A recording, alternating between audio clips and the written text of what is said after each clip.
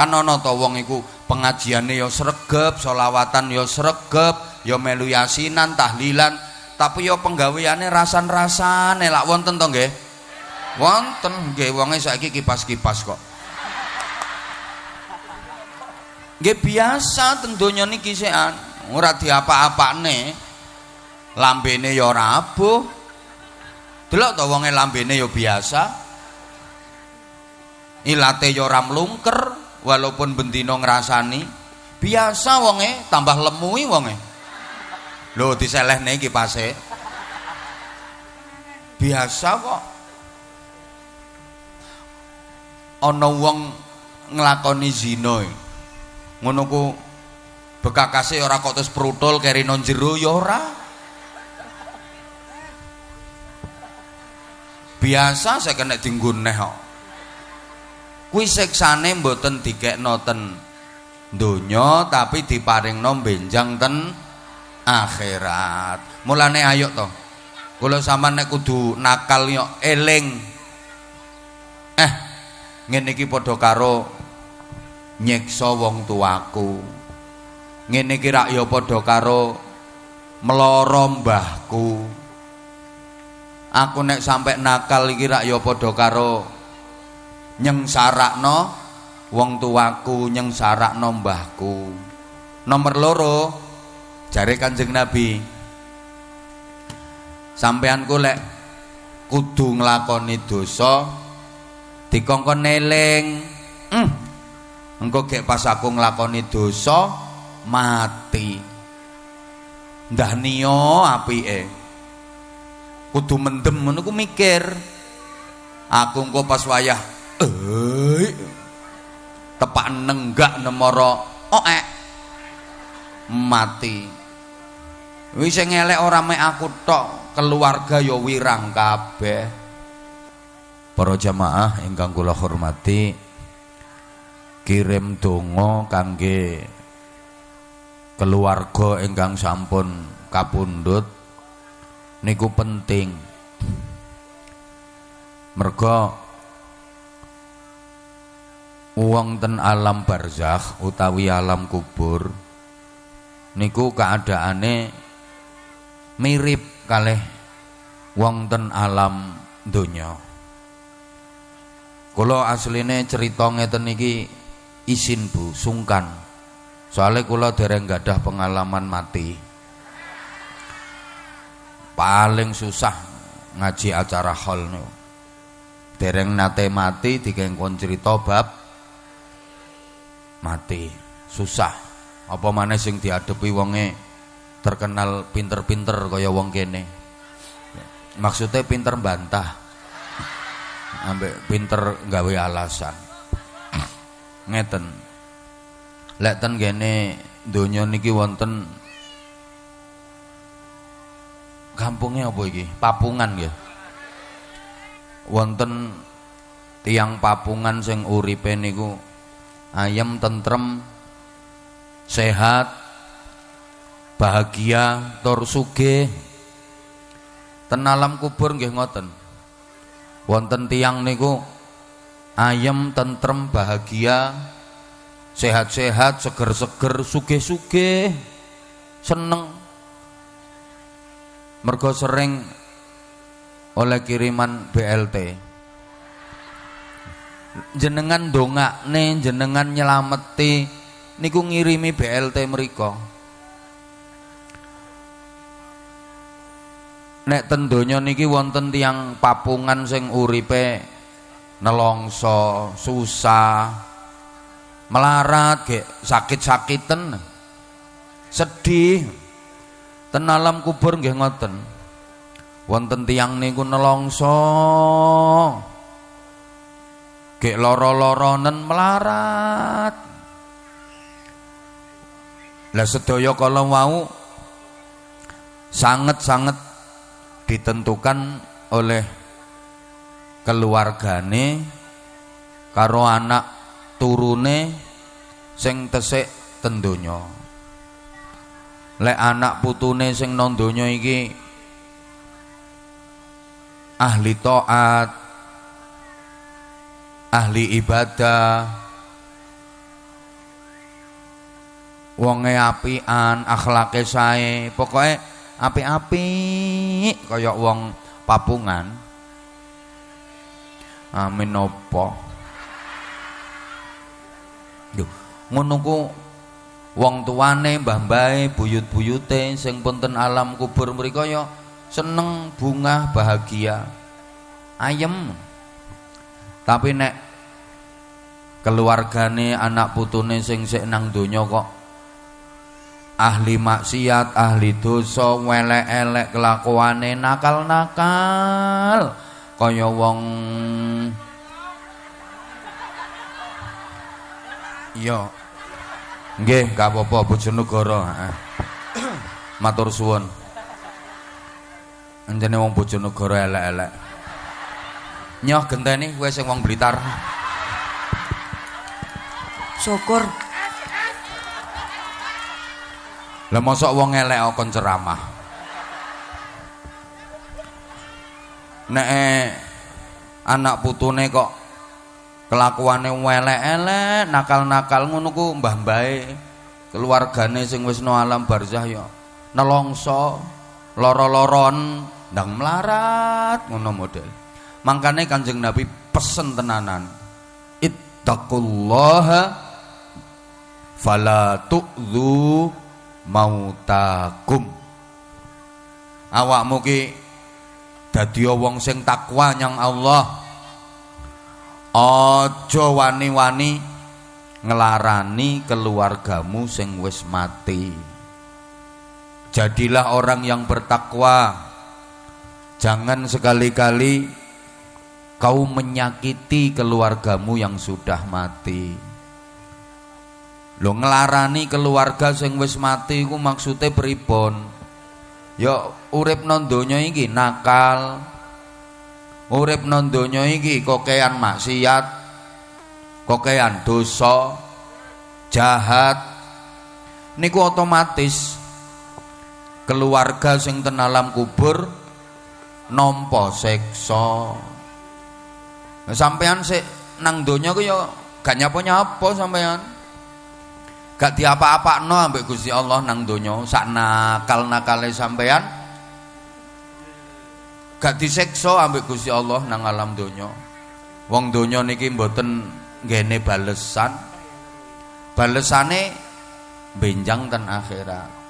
Tapi nek sampeyan nakal ten donya niki, keluarga sing ten alam kubur mriku nampa siksa. Dunya niki mboten nggone balesan. Sampeyan ibadah kaya apa ten donya niki nggih dereng dibales. Wong balesane benjang ten akhirat. Mulane sampeyan nek nglakoni ibadah aja arep-arep balesan donya. Wong donya niki mboten nggone balesan. Paham nggih? Sampeyan sregep le salat dalu, sregep le tahajud. Ngoten niku ganjarane nggih mboten diparingke sakniki. Benjang ten akhirat. Sakniki yo biasa. Nek asli melarat sregep tahajud yo panggah melarat. Ora kok wong asline melarat terus sregep tahajud berubah dadi sugih. Yo ora. Umpama ngono. Lah bakul kuwi ya tahajud terus angger bengi. Langsung sugih. Mboten. Ganjarane benjang ten akhirat.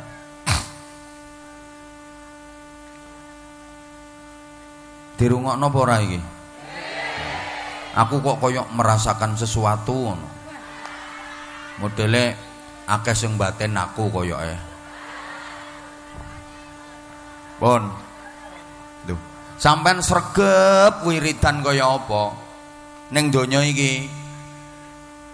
Nek utangmu ra mbok bayar-bayar ya tetep duwe utang. Wong wiridan ku gak kenek gawe nyaur utang. Lha kok umpama wiridan kenek gawe nyaur utang, wong papingan wis sregep-sregep wiridan. Ya papungan. Ya mesti nanti-nanti gawanane tasbih. nanti puter wer wer wer wer wer wer wer sulastri sulastri sulastri sulastri wer wer wer wer Sumiati Sumiati Sumiati Sumiati wer supia supia supia lunas langsung utange mboten.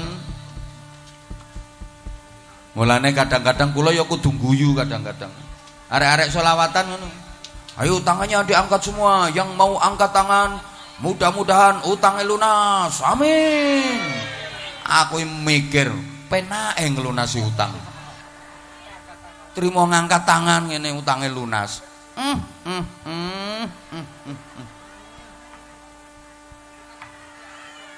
Yang bawa HP flashnya dinyalakan, yang mau menyalakan flash HP-nya saya doakan bisa pergi haji. Lewang kaji antrine 40 tahun terima bondo menyalakan flash genah meneh. Aja njaluk balesan donya, donya yo ora nggone balesan, paham? Sampeyan nakal kaya apa ten donya iki yo gak nyapa-nyapa, ora disiksa ambek Gusti Allah ning donya iki. Ana wong nyolongan kae tangane yo gak mlungker biasa, ngambung bojone tangga irunge ya ora gruwung, niku wonge nang kono kuwi biasa. Ha mbok leh mung ngrasani iki bendina leh wong 17 19 kan ana ta wong iku pengajiane ya sregep, selawatan ya sregep, ya melu yasinan, tahlilan, tapi ya penggaweane rasan-rasane lak wonten to nggih? Wonten nggih, wonge saiki kipas-kipas kok. Nggih biasa ten donya niki sekan, ora diapa-apane. Lambene ya ora abuh. Delok to wonge lambene ya biasa. Ilate ya ora mlungker walaupun bendina ngrasani. Biasa wonge, tambah lemu wonge. Lho diselehne kipase. Biasa kok. Ana wong nglakoni zina. Ngono ku bekakase ora kok terus prutul keri nang jero ya ora. Biasa saya kena dienggo neh kok. Kuwi siksane mboten dikekno ten donya tapi diparingno benjang ten akhirat. Mulane ayo to. Kula sampean nek kudu nakal yo eling. Ngene iki padha karo nyiksa wong tuaku. Ngene iki rak ya padha karo meloro mbahku. Aku nek sampe nakal iki rak ya padha karo nyengsarakno wong tuaku, nyengsarakno mbahku. Nomor loro jare Kanjeng Nabi, sampeanku lek kudu nglakoni dosa dikongkon eling. Engko gek pas aku nglakoni dosa mati. Ndah niyo apike. Kudu mendem ngono ku mikir. Aku engko pas wayah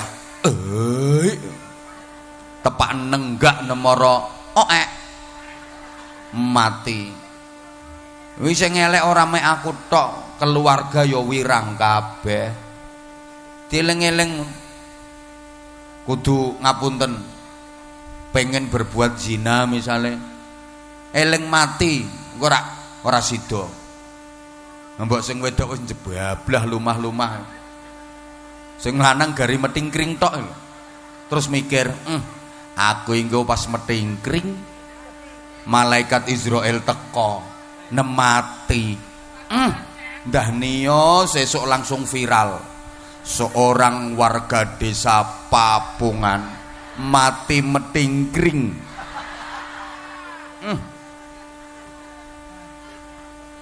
Faksiru dzikra hadzimil ladzat. Padha ngakeh-ngakehne sira kabeh eling-eling perkara sing iso mutus macem-macem keenakan. Apa kuwi? Mati. Kula sampean dikongkon kathah eling mati. supaya dadi wong sing apik bener selamat donya akhirat. Allahumma sholli ala Muhammad. Lah manfaate kirim donga kangge tiyang sing pun pejah niku napa? Kathah. Saniki sampeyan sregep ndongake wong sing wis mati. Mangke giliran sampeyan mati, sampun siap napa dereng? Sing jawab dereng koyoke didhisikne. Sampun siap napa dereng? Kok ora jawab to? Sedaya lak mesti mati to nggih? Lah jenengan sampun siap napa dereng? Sing jawab dereng malah didhisikne. Ya wis kadung ora kena dirubah. Giliran panjenengan mangke yen pun pejah sing ndongakne panjenengan ya kathah. Mergo saniki jenengan sering ndongakne wong mati. Sering ndongakne wong sing wis mati kok sering ndongakne wong mati. Berarti angger wong mbok dongakne mati ngono. Jenengan sregep ndongakne wong sing pun pejah. Mangke jenengan lek pejah kathah sing ndongakne. Tapi lek saiki sampean jak ndongakne wong sing pun kapundhut niku wegah. Jak kirim donga aras-arasen ora tau ngirimi donga. Mangke wayah jenengan kapundhut yo ora patek ana sing ndongakne jenengan. Terus maneh ngeten. Wong niku kapan ndongakne tiyang sing pun kapundhut? Bu, niku balesane didongake malaikat padha karo donga sing diwacakne mau. Ya seneng. Dadi sampeyan ndongakne tiyang sing pun kapundhut ngoten niku sampeyan didongakne malaikat, dongane padha karo donga sing sampeyan sampekne dhateng Allah ndongakne wong sing wis mati niku. Kok angel to ngekeki pengertian sampean ki, kok angel to. Wis ngene ae wis. Sampeyan misale ndongakne iki banser iki kan sedelongkas mati.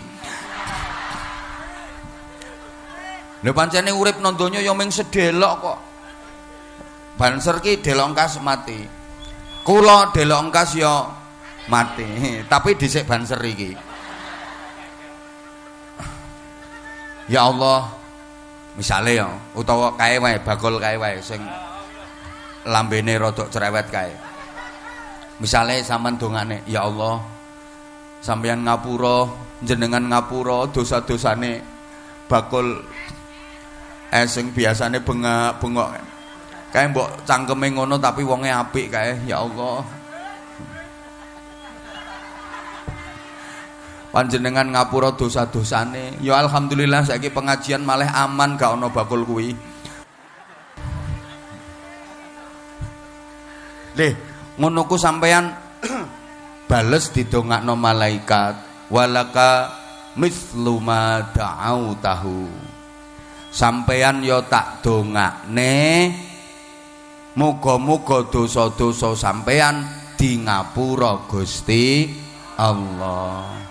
Lah dongane malaikat mesti mandi, padahal dongane sampeyan durung karuan mandi. Sampeyan ndongakno wong sing wis kapundhut niku. Donga sampeyan durung karuan diterima Allah. Tapi sampeyan oleh donga teko malaikat, lek dongane malaikat mesti diterima Gusti Allah. Berarti ndongakno keluarga sing sampun kapundhut niku, ndongakno tiyang sing sampun pejah niku rugi napa bathi? Bathi. Bathi entuk donga teko malaikat mesti mandine.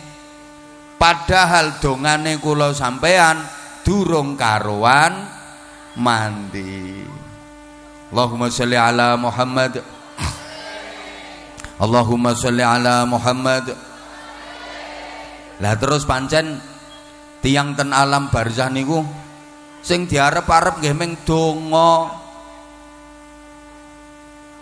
Kula nate maos keterangan wong ten gene alam kubur niku sing paling diarep-arep man yazuruhu wa man yad'uhu.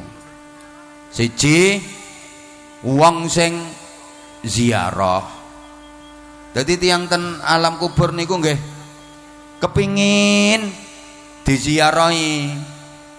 Loro wong sing ndongakne. Sing paling diarep-arep tiyang ten alam kubur niku diziarahi karo didongakne. Saiki tak nggenahne. Ziarah niku bahasa Arab. Lek cara papungan ziarah iku artine dolan. Wong kene lek ngarani dolan apa dolen? Dolan. Ziarah wali kae berarti sampean yo dolan nyanggone wali. Ziarah kubur berarti dolan nang kuburan. Ziarah ki maknane dolan, aja salah mbean. Rumangsamu apa? Ziarah kubur ya dolan nang kuburan. Ziarah wali dolan nang gone wali. Sowan nang gone kiai kae mbok maknani ziarah nang daleme kiai, angsal mboten. Angsal kok nang mbok lono. Oh kiyaine urung mati kok diziarahi. Lha sampeyan nek ana wong rawuh sangka lunga haji kae lak do ziarah to. Jenenge ziarah haji, ziarah umrah. Ziarah ki dolan maknane. Lah wong ten alam kubur niku pengen didolani. Man zara qabra walidayhi kutiba lahu barron. Sapa wonge anak kok gelem ziarah ning kuburane wong tuwa lorone, berarti dolan ning kuburane wong tuwa lorone. Anak mau dicatet dadi anak sing bekti. Alhamdulillah. Termasuk anak sing bekti. Jadi wong tua sampean niku ya kangen sampean dolani Bapak Ibu.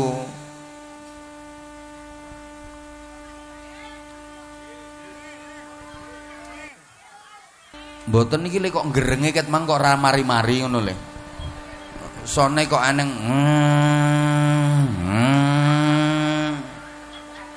ket mang tak anteni kok ra mari-mari. Aku arep alok kok ya piye ngono. Ya wis jarne pun anjen gayane salone ngene iki malah mati cara wong turu yang ngorok. Allahumma sholli ala Muhammad. Sampeyan dolen ning kuburane wong tua sampeyan. Umpami pun kapundhut. Sore-sore sampean mara wis tekan kuburane wong tua sampean ku sampean mara lungguh ndoprok meneng ya karo ngelamun mikirno kreditan. Ya gak tahlil, ya gak zikir, ya gak ndonga, wis pokoke lungguh medongkrong ambek ngelamun.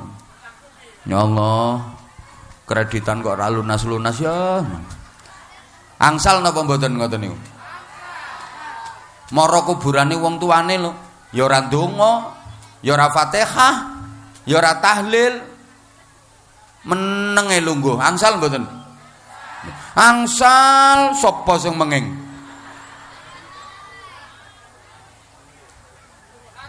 Sapa sing nglarang? Angsal. Leh, ngoten mawon wis apik. Ana wong mara kuburane wong tuane.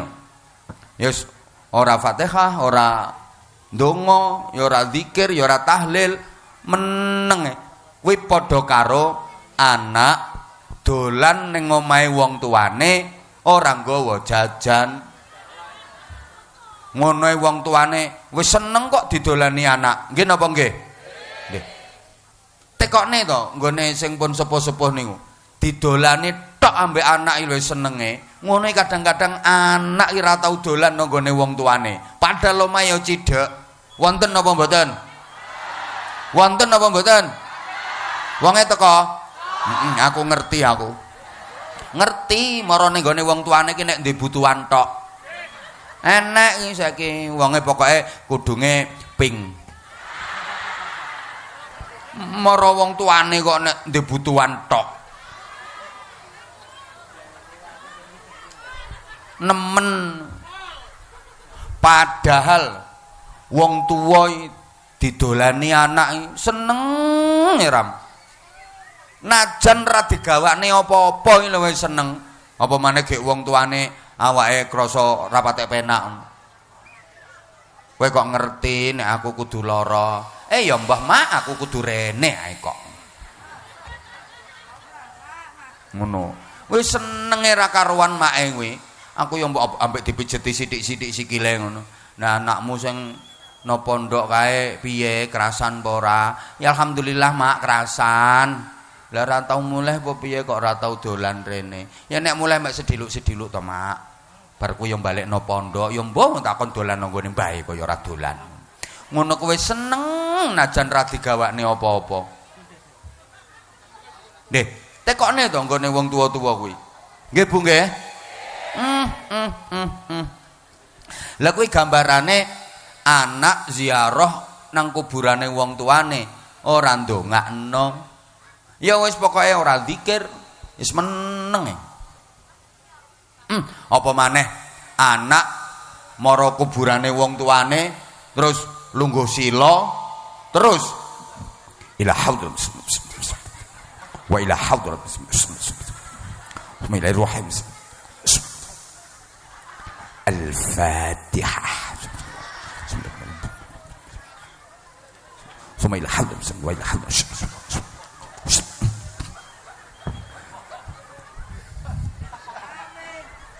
Pantes teman.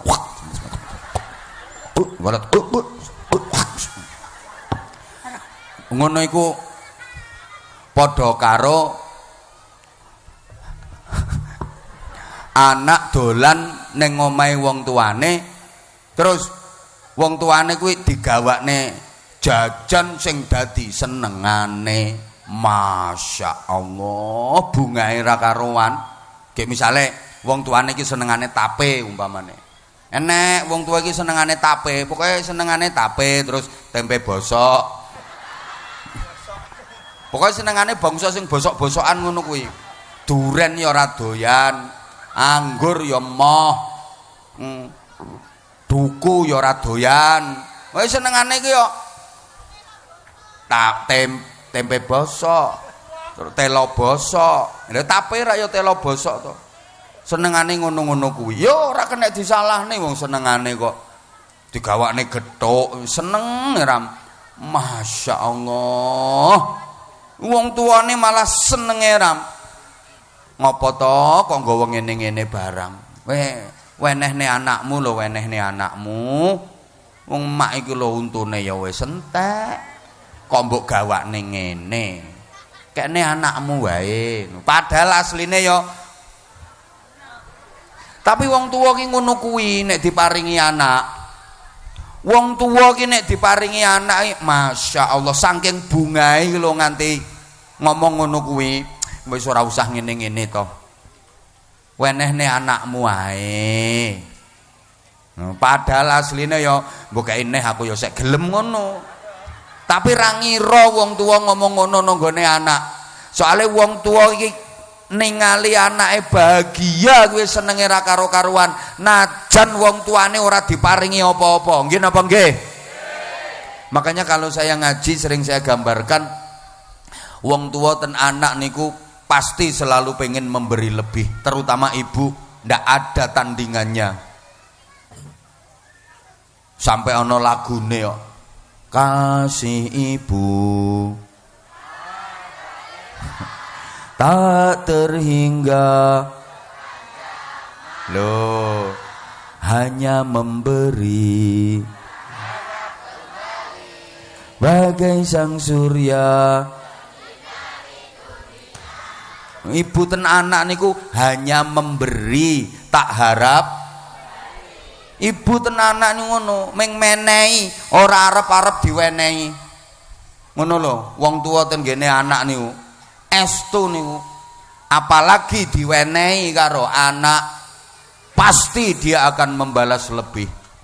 Contoh yang paling cetha ya nek pas bodo kae. Ki anake merantau ning Jakarta. Bodo rak mulih to. Mulih nang ibuke. Paling-paling ibuke digawakne apa? Gula 2 kilo, minyak goreng 2 kilo, ambek roti kaleng tanggung iki lho siji tok ndil. Kuwi wae segele dibuka dijukuk wafere. Ambek duit 200.000 diadahi amplop. Anak 5 digawa kabeh. Nek tekan buke anak 5 disangoni 100.000-an gaya wis 500.000. Ngono kuwi sik dibelehne pitik, ditukokne sate, sik disuguhi rena-rena. Torok mae. Torok. Ngene bareng anake balik nyang Jakarta ya mobile kebak. Pokoke sik mlebu sedeng blesekne. Lah piye beras sak ketane digawa, klopo sak degane digawa, pitik sak kandange lho digawa. Mulane bareng anake wis balik ning Jakarta, ibuke nang terase omah tenger. Alhamdulillah rampoke wis minggat.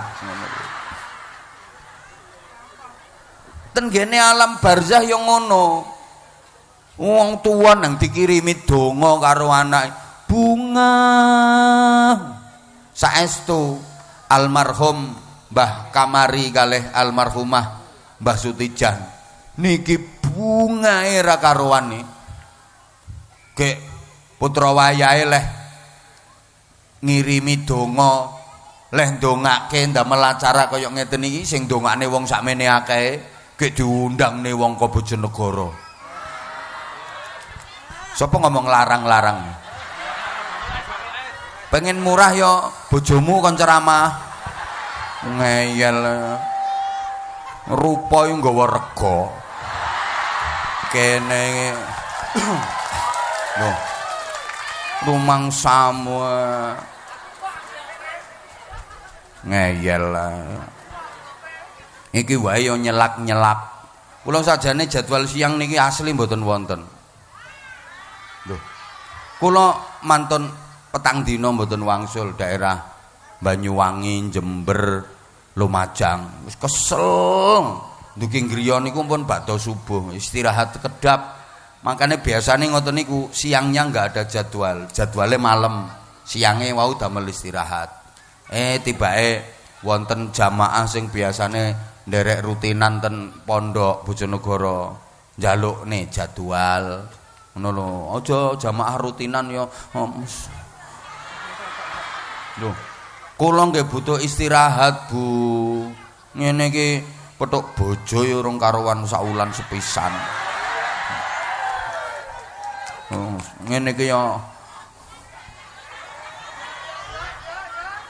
ora usah rewel.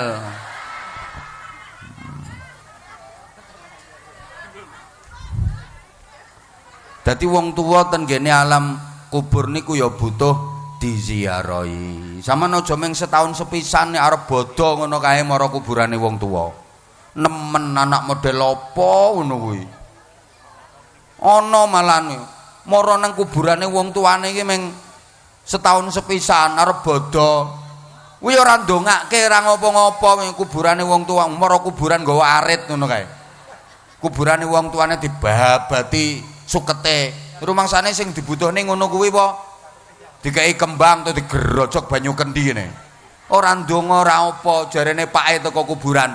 Klilipen lho blok goblok. Ora ndongane malah kuburane wong tua digerojoki banyu. Halo. Sing penting didongake, nggih. Niku ngono ku lek sampean dongake. Senenge ngungkuli diparingin donya sak isine. Wa Kanjeng Nabi lek nggambarke keadaane wong ning alam kubur niku kaya wong kelelep. Butuh pitulungan. Nek wong kelelep butuh pitulungan. Mal mayyitu fi qabrihi illa kal ghariqil mutaghawwis. Wong mati nang alam kubur, wong ning alam kubur kaya wong kelelep sing butuh pitulungan. Tegese piye? Kebutuhan yang ndak bisa ditunda, kebutuhan sing mendesak ora kena disemayani. Ana wong kelelep megap tolong kena disemayani ora? Ora kena. Butuh pertolongan ra kena disemayani. Sampeyan wetenge luwe butuh mangan kena disemayani, wis engko bengi wae mangane kena disemayani. Sampeyan ngelak butuh ngombe kena disemayani, engko wae ngombene. Bocah ngene-ngene iki sing sek jomblo butuh rabi.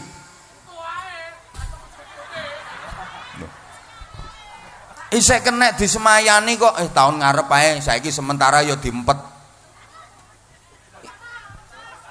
Tapi nek wong kelelep butuh pertolongan. Tolong, megap, tolong terus disemayani. Sik, aku tak ganti katok. Lah kan ora kena disemayani. Lah wong ten alam kubur ngoten niku butuhe donga koyok butuhe pitulungan wong kelelep. Butuhe ngono kuwi. Kebutuhan yang sangat emergensi, darurat. Ora kena disemayani. Lho ngono kok wong-wong do wegah ndongakne keluarga sing pun kapundhut. Aneh saiki. Wong tuane kuburane ra tau diziarahi. Senengane ziarah wali. Melok ziarah wali iki setahun ping 4 ping 5. Wong tuane dhewe kuburane ra tau diziarahi. Wonten napa mboten? Enek kuwi lho wonge rondok lemu kuwi lho. Lha ngono kuwi apa elek? Mboten, kula mboten ngarani elek. Ziarahe apik-apik wae. Eleke iki ora tau ziarah nang kuburane wong tuane. Malah kuwi wali-wali sing diziarahi kae ora gelem nampa kae. Lha ngopo kowe demek-demek rene wong? Wong tuamu dhewe, bapakmu ibumu ora tau mbok ziarahi. Ngono. Monggo sampeyan arep ziarah ra trima wali songo pun monggo, wali 2750 ziarahi kabeh monggo. Tapi aja lali wong tuane kuwi luwih penting kok pentil ngono. Ora genah kowe makhluk siji kuwi. Luwih penting kok.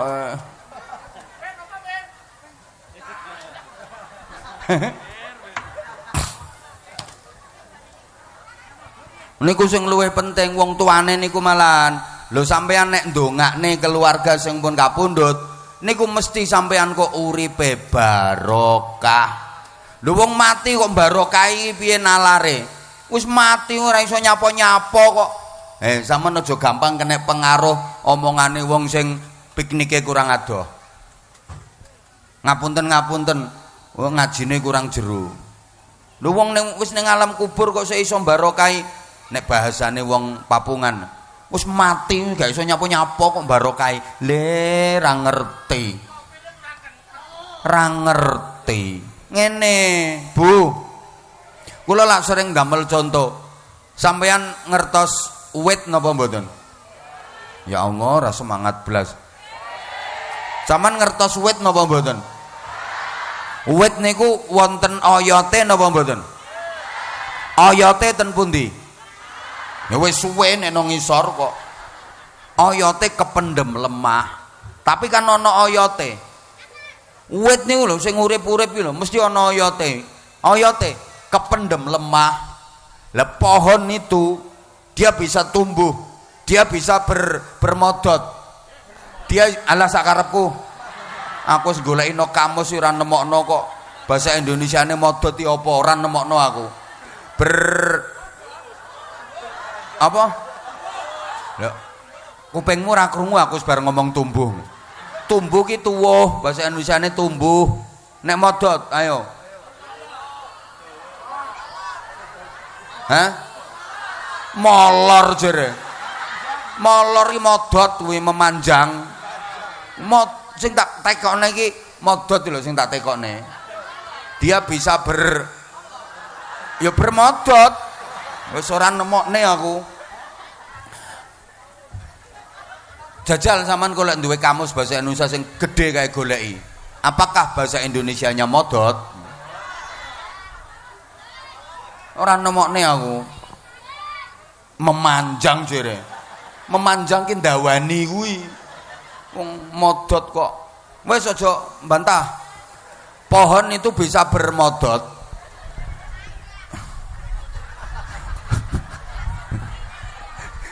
Iki engko bengi ibu-ibu, lho Pak, kok bermodot, Pak?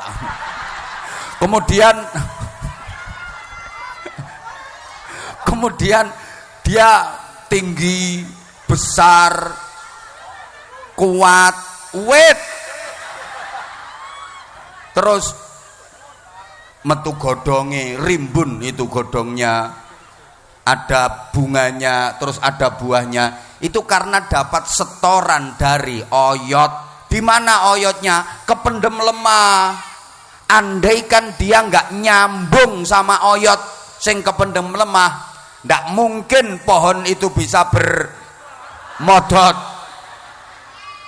Ndak mungkin pohon itu keluar daunnya rimbun. Ndak mungkin pohon itu bisa keluar bunga, bisa berbuah. Andaikan tidak dapat setoran dari oyot. Paham?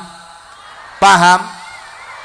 Lah pohon kok nggak mau sambung sama oyotnya, mesti kering, garing terus mati. Niki gambarane kula sampean sing sek urip nang donya iki karo sesepuhe kula sampean sing jasate wis do kependem lemah.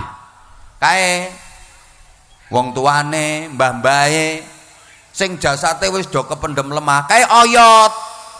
Sampeyan iki wit. Mula sampean lek pengen iso lho. Iya.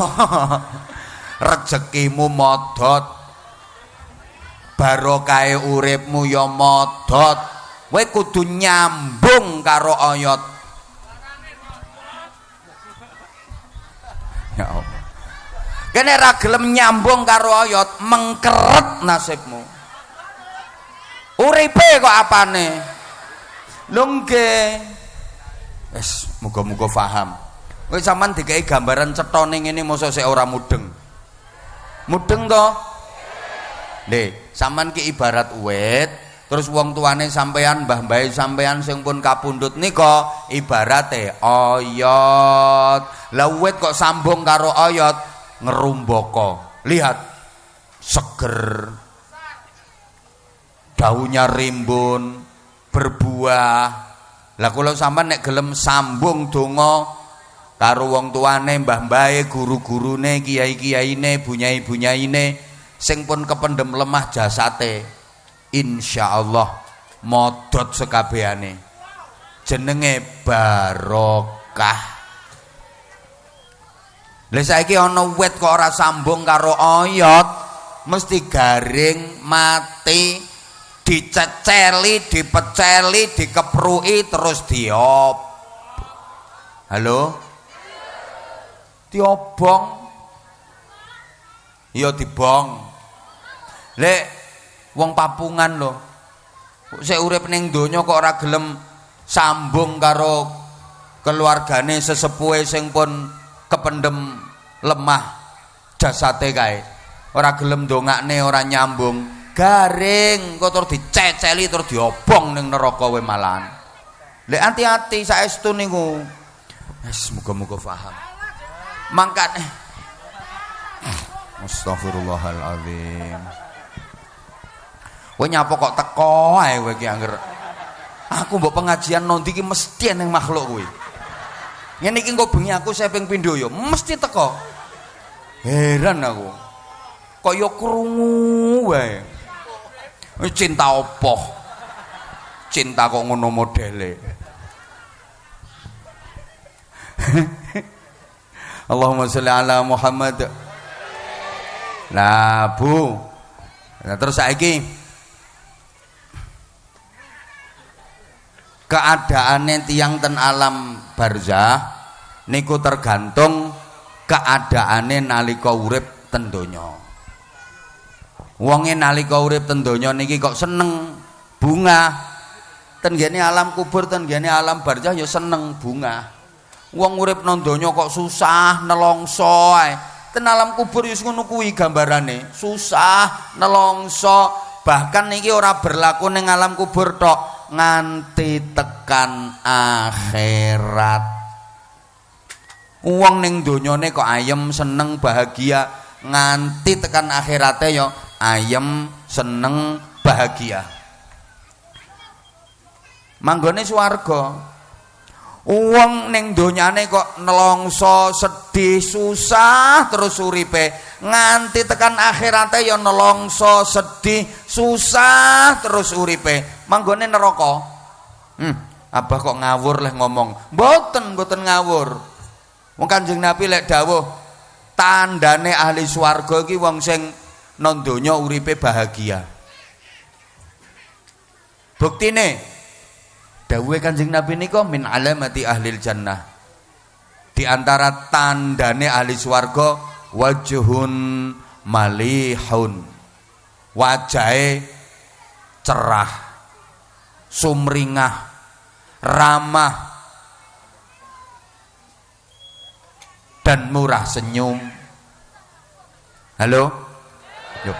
Wajah ramah, wajah cerah, sumringah, murah senyum, itu tanda kalau hatinya bahagia. Betul? Ya Allah, ya Allah. Wong seneng karo ora seneng iso didelok teko wajahe. Wong bahagia karo susah bisa dilihat dari tampilan wajahnya. Lha iku tanda ahli swarga jare Kanjeng Nabi rak, wajahe cerah, ramah, bahagia, senyumnya indah. Berarti wajah cerah ini wajah ahli surga. Wajah merengut, wajah neraka. Asli wajah nyaprut niku wajah jenggureng niku wajah. Bu, ya Allah gak nyaut tok, Bu. Jenengan lek ten ngajenge garwane kalau di hadapan suami lebih sering senyum apa cemberut? Luwih sering mesem napa nyaprut? Neraka. Lha iya iku wajah neraka ngono kuwi. Penduduk surga iku gak ono nyaprut iku gak ono. Senyum-senyum bahagia. Penduduk swarga. Nek penduduk neraka gak ono penduduk neraka senyum. Jenggaureng mbek mecucu kabeh. Mulane wong nang donya kok penggaweane iki jenggureng. Gaweane mecucu, wis ketara.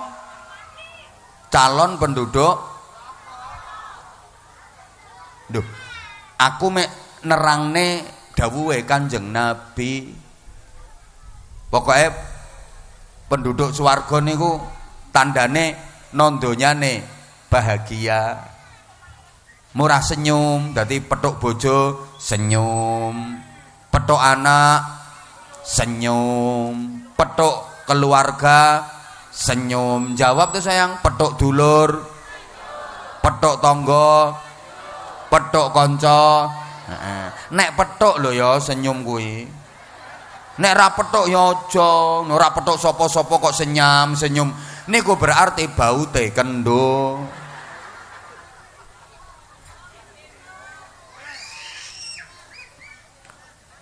Lho aja mbok remehne wong senyum iku. Wong senyum ya ora mek lambe. Senyum niku ati. Ya Allah, kaya ora paham ngono diomongi. Sedih aku ngomongi wonge ayu-ayu tapi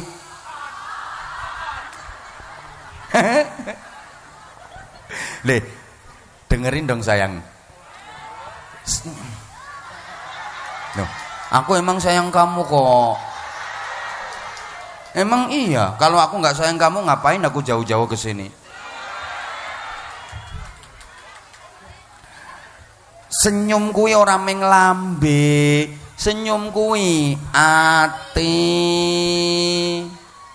Wong kuwi nek atine senyum, lambene ya senyum. Ku tandane atine ridho, lega, ngapura. Lah nek atine nyaprut betutut, ra mungkin lambene iso senyum ya ora mungkin. Lah wong senyum kuwi tanda seneng, tanda bahagia. Wong nyaprut tandane ora seneng, tandane susah. Mulane penduduk swarga kuwi uripe bahagia, ning donya senyum, sampai tekan akhirat senyum. Lah nek wong susah ning donya nyaprut, sampai tekan akhirat ya lho. Kelakuane menungso ning donya iki digawa terus sampai tekan akhirat. Wong nang donya kok bahagia, tekan akhirat bahagia. Wong nang donya kok apian, tekan akhirat apian. Wong nang donya kok elekan, tekan akhirat elekan. Wong nang donya kok ngamukan, tekan akhirat ngamukan. Makane wong ngamukan niku gak entuk mlebu swarga. Nyapa gak entuk mlebu swarga? Lho nek dilebokne swarga, engko kono ya ngamuki kanca-kancane. Ngajak gelut barang ngono. Ya penduduk swarga ya bingung, iki sapa sing nglebokne cah iki rene? Ganggu lingkungan swarga. La taghdab walakal jannah. Aja ngamukan, aja nesunan, engko awakmu mlebu swarga. Nek ngamukan gak iso mlebu swarga. Allahumma sholli ala Muhammad. Nah, Bapak Ibu, saiki rungokno. Lek nang donya ngene iki, wong apik ambek wong elek isih dicampur. Anjene donya iki nggon campure wong apik karo wong elek. Ayo to sayang jawab. Lanjut mboten niki? Ten donya niki wong apik karo wong elek isih dicampur. Kaya sing tekono kene iki ya ana sing apik, ana sing pancen donya ki nggon campure wong apik karo wong elek. Tapi engko mulai ning alam barzah dipisah. Wong apik dikumpulno padha apike. Disalap ten gene tempat penampungan sementara namine raudhatun min riyadil jannah, ten taman-taman swarga. Sing wong elek-elek, wong nakal-nakal niku disalap ten gene tempat penampungan sementara arane hufratun min hufarin niron, ten jurang-jurang neraka. Wis ora iso kumpul ten gene alam kubur niku. Wong apik ambek wong elek ora iso campur. Dipisah. Ngantos akhirat ya dipisah. Sing apik dekek swarga, sing elek deleh neraka. Lek donya iki sik campur, bahkan ning donya iki sak elek-eleke wong ya ana apike, sak apik-apike wong ya mesti ana. Termasuk sing ceramah iki ya ana apike ya ana. Malah umpama diitung jujur-jujuran sing ceramah iki lho apike karo eleke luwih akeh. Matur suwun. Nyoh sampeyan ae sing ceramah. Wong elek kok nuturi wong. Nyoh genteni kene. Lho, asli yo. Asli ngaku aku. Asli. Akeh eleke timbang apike. Aku iki. Nek sampeyan kan tambah nemen. Mangkel aku. Yo wong iki kon rumangsa elek gak entuk rumangsa apik. Wis. Sapa ngomong saiki ganteng? Berarti mbiyen aku elek ngono. Kowe tak antem degan pisan. Wis ora usah buka sejarah masa lalu. Duren-duren roti-roti mbiyen-mbiyen saiki-saiki. Ora usah aneh-aneh wae. Allahumma sholli ala Muhammad. Nah wis, Bu. Undang-undange ngene wis, undang-undange. Wong apik manggon swarga. Wong elek manggon. Ayo to jawab lek elek. Wong apik manggon.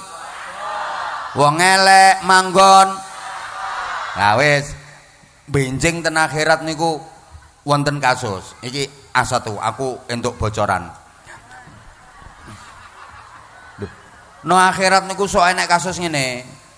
Enek kasus ngene. Ana wong kafir.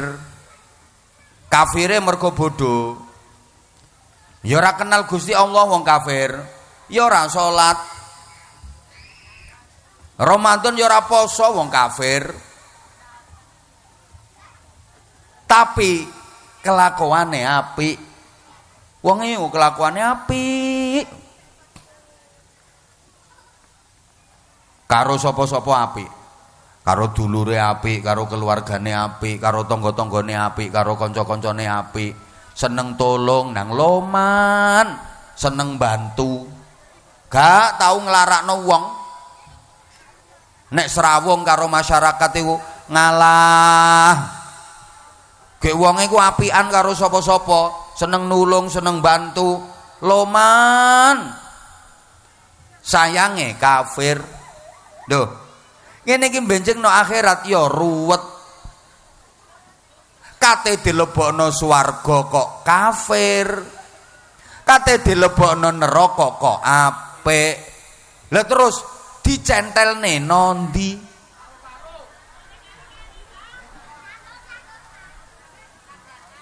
No akhirat itu gak enek paro-paro niku gak enek. Kaya dirimu kan separuh waras, separuh gendeng. Ning akhirat ora enek. Halo? Paham nggih maksud kula nggih? Iki wonge kafir, tapi kelakuane apik. Karo sapa-sapa apik, seneng tulung, seneng bantu nang loman, sayange kafir.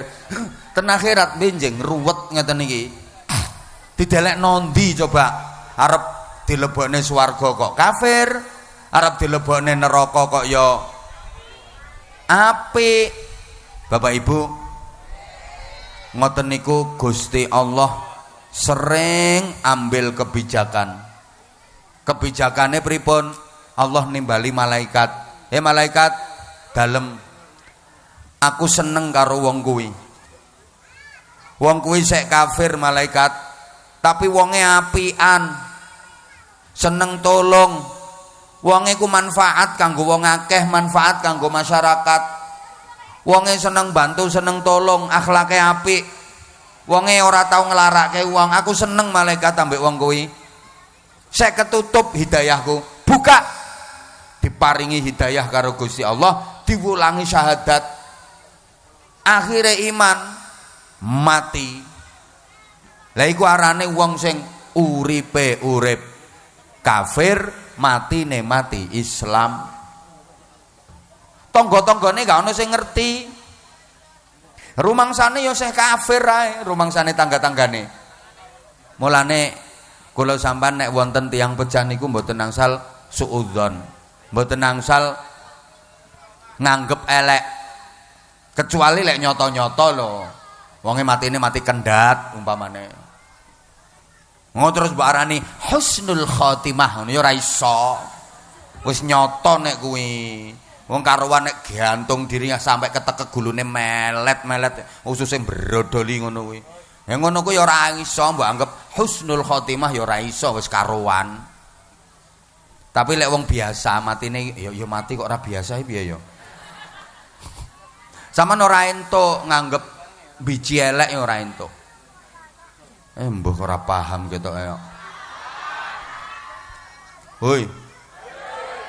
Mergo kula sampean niku gak roh hakikate wong iku. Ngono lho ya. Lah terus saiki sebalike. Saiki sampean iku ora melok urun mbok ora usah cerewet to meneng. Wong saiki sebalike, saiki sebalike saiki. Enek wong Islam ya salat, Ramadan ya poso, pengajian ya teko, sholawatan ya melu, semangat nek sholawatan sampai tangan iku ngene ya velocity barang ngene nek sholawatan iki ora karuan, semangat ya salat ya poso ya melok tahlilan ya melok yasinan ya melok muslimatan wonge.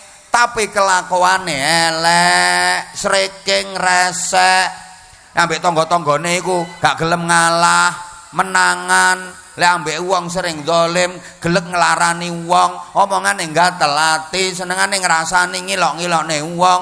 Lah wonten to wong niku ya sregep pengajian, sregep yasinan, sregep selawatan, tapi senengane ngrasani, senengane ngilok-ngilokne wong. Lah wonten to? Enek saiki kudunge ireng.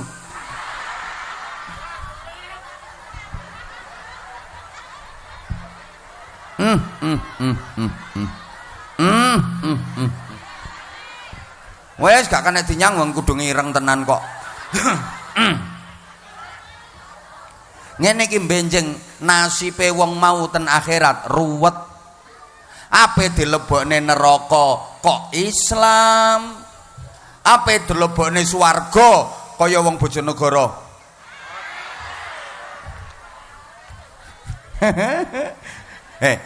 Arep dilebokne neraka kok Islam kaya salat. Tapi arep dilebokne swarga kok elek. Terus iki didelesepne nanti.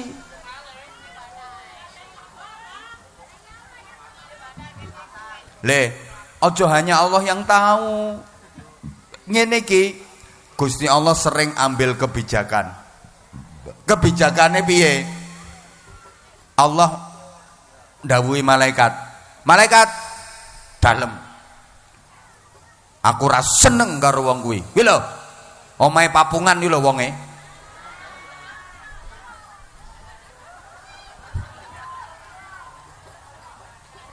Islam tapi kelakuannya elek, wateke elek, kowe gelek nglarani tanggane. Kowe gelek nglarani koncone. Cabut imane. Cabut imane. Akhirnya dijabut imane. Matine suul khotimah. Iki arane wong sing uripe urip Islam, matine mati kafir. Naudzubillah min dzalik. Hati-hati sampean, aja atik rumangsa, aku Islam mesti mlebu swarga. Sapa sing iso njamin lek matine nggawa iman? Ndak ana. Sapa sing iso njamin lek matine mesti husnul khotimah? Ndak ana.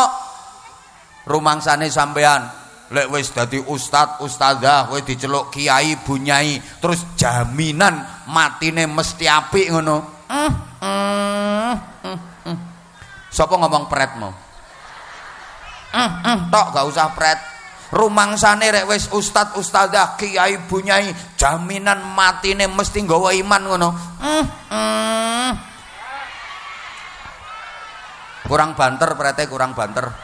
Rumangsane lek wis ustad, ustadzah, kiai, bunyai, jaminan matine husnul khotimah ngono. Rawat dikuala tok wong-wong.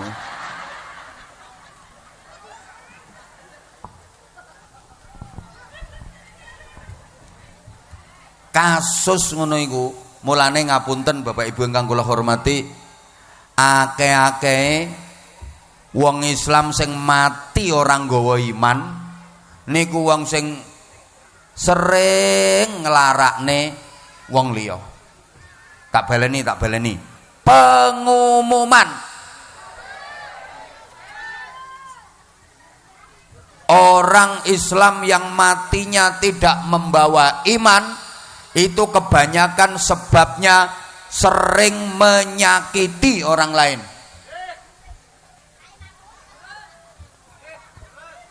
Iya. Sering ngapusi wong. Iki es teh iki asli, gula asli. Padahal ya pemanis buatan. Ngono kuwi sing marake matine ra nggawa iman. Bareng diombe, dituku diombe wonge langsung mencret.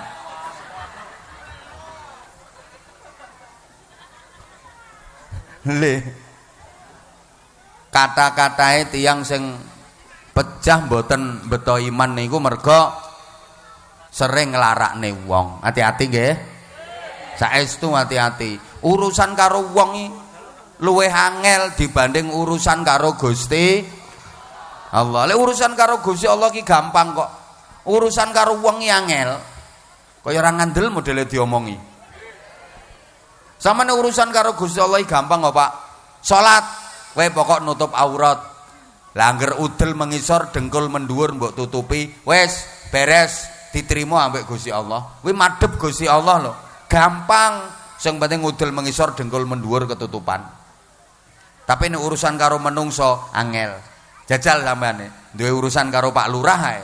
Kowe mara balai desa ra klambenan menganggo kathok komprang tok, pokoke udel mengisor karo dengkul mendhuwur ketutupan. Dibalekne dianggep wong edan kowe. Halah wong wedoke tambah nemen kok. Halo? Maksud kula urusan karo Gusti Allah niku luwih gampang dibanding urusan karo menungso. Sampeyan dikongkon poso ambek Gusti Allah, Ramadan wajib poso. Terus nek wong wis tuwa ra kuat poso, Gusti Allah, ya wis ra apa-apa. Ra poso ya wis, ganti fidyah. Bayar beras, penak to Gusti Allah. Saiki urusan karo menungso, sampean ki wajib bayar pajak. Terus nek wong duwe tanah wombo kan wajib bayar pajak. Wonge wis tuwa. Mosok terus Pak Lurah, ya wis ra apa-apa, rasa bayar pajak wis tuwek on. Ya tetep dioyak-oyak kok. Masya Allah. Lah iya urusan karo menungso ki angel. Tak kandhani urutan karo menungso niku angel. Ya Allah. Enek wong nyolong. Wonge saiki sendenan salon.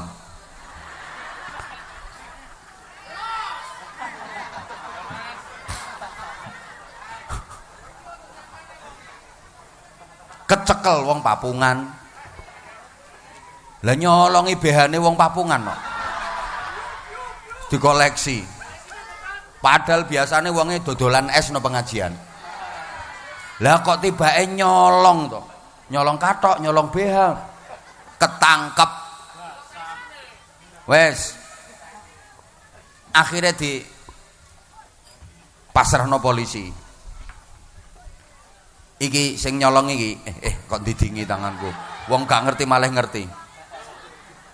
Dosa karo Gusti Allah, dosa karo menungso. Nggih napa nggih? Niki nek urusane karo Gusti Allah kapan dhek tobat? Ya Allah Gusti, kula tobat astagfirullahaladzim, kula kapok Gusti. Kula kapok saestu Gusti, mboten nyolong melih Gusti, kula kapok. Ya wis ra apa-apa, disepura ambek Gusti Allah. Beres. Wis, walaupun kapan-kapan baleni meneh.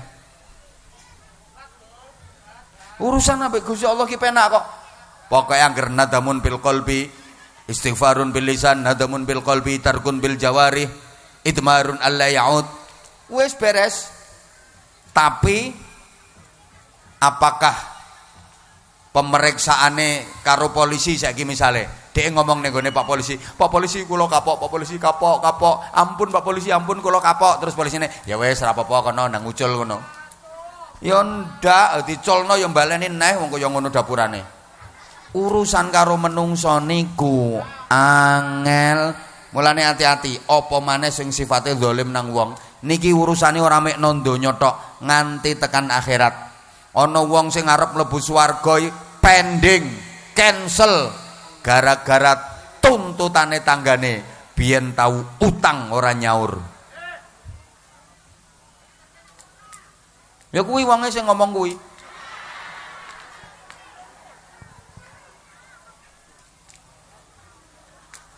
Wong duwe utang ora nyaur niku mulai no alam kubur wis dipenjara ra iso metu. Hati-hati. Nah kuwi sing iso nyelametno diantarane sedekah, diantarane jariyah. Lah iki enten penyuwunan penggalangan dana untuk santunan anak yatim piatu. Niki mboten kula lho niki saking panitia. Niki termasuk sing iso nyelametno panjenengan. Monggo disiapne nggih. Disiapne nggih. Kok abot ana ketoke. Wonge nek calone penduduk swarga iku begitu enek kesempatan ngene iki alhamdulillah. Gendi yo kotake kok gak tekan aku ngono. Tapi nek wong potongan neraka dilewati kotake merem pura-pura turu. Gaya-gaya raroh, embo-embo raroh. Ha ngene iki nek potongan swarga sing dijukuk niku duwike sing paling gedhe.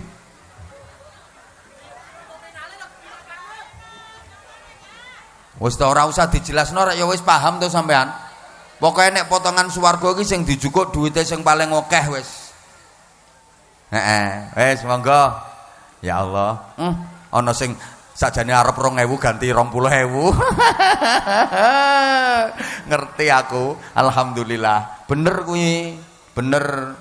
Mosok kanggo bocah yatim kok meng 2000.